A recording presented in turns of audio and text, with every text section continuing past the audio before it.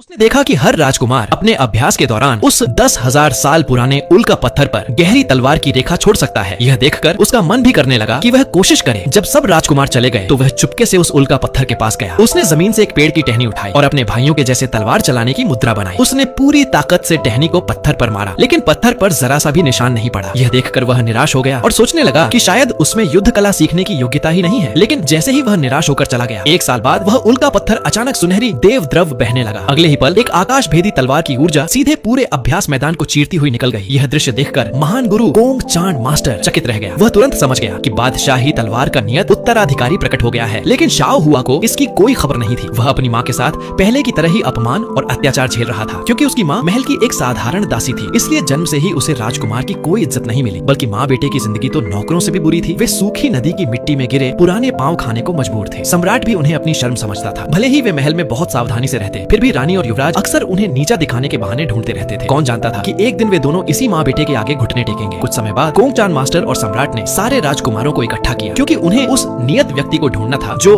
बादशाही तलवार चला सके। केवल वही दायोंग साम्राज्य को विनाश से बचा सकता था। सम्राट को खबर मिली थी कि चांग राष्ट्र का गुरु राष्ट्रीय आचार्य बादशाही तलवार कला की गुप्त पांडुलिपि छीनने आने वाला है। वह तलवार इतनी शक्तिशाली थी कि एक वार में नदियां तक काट सकती थी और संसार में केवल बादशाही तलवार ही उसका सामना कर सकती थी। एक एक करके सब राजकुमारों ने कोशिश की, पर किसी से भी वह चमत्कार नहीं हुआ जो उल्का पत्थर पर हुआ था। अब बस वही बेकार समझा जाने वाला शाओ हुआ बचा था। किसी को उससे कोई उम्मीद नहीं थी, लेकिन उसने तय किया कि वह अपनी माँ का सिर ऊंचा करने के लिए कोशिश करेगा। अगर इसका पार्ट 2 देखना है तो कमेंट में पार्ट 2 लिखकर चैनल सब्सक्राइब कर लो।